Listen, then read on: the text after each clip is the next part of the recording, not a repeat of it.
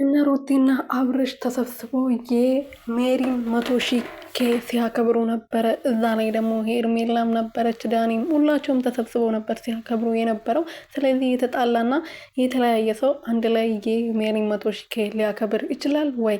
አይችልም። ስለዚህ ይሄ ነገር በደንብ የተረጋገጠ ጥሩ ድራማዎች እንደሆኑ በደንብ ማሳያ ናቸው ማለት ነው። ሜሪ እንግዲህ ከዚህ በፊት የሩታ እህት ነኝ ብላ ስታሽቃብጥ ነበረ።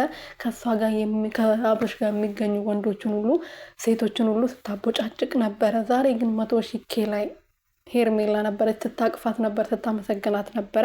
ይሄ ቦታ ደግሞ ትላንት ቪዲዮ ሰርቶ ነበር አብርሽና ሄርሜላ፣ ብሩክ፣ ከዛ ደግሞ ማን ነበረ ይሄ ጫታም ማን ነበረ ስሙ አቤል ማለት ነው። እና ትላንት የሰሩበት ቦታ ላይ ነበረ ዛሬ የሜሪ 100,000 ያከበሩላት ማለት ነው። ስለዚህ ይሄ በደንብ ድራማ መሆኑ ይሄ ማሳያ ነው ብዬ አስባለሁ እንጂ ሜሪ እውነት በዛሬ ደግሞ ጽጌረዳም ሄርሜላ የእነሱን ህይወት እንደበጠበጠች ታውቃለች። በደንብ ብዙ ነገሮች እየተፈጠሩ እንደሆነ በደንብ ያውቃሉ።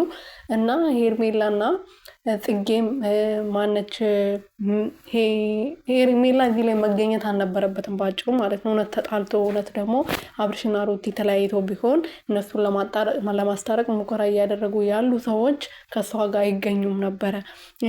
ሜሪም እውነተኛ ወይም ደግሞ እህቷ ነኝ ጓደኛው ነኝ ብላ ስታስብ ቢሆን እነሱ እንዲታረቁ የምትፈልግ ቢሆን ኖሮ እንደዚህ ዛሬ ከሄርሜላ ጋር እንደዚህ አትሆንም ነበር ብዬ አስባለሁ። ጽጌም እንደዛው። ይሄ ነገር ውሸት ነው፣ በቃ አለቀ።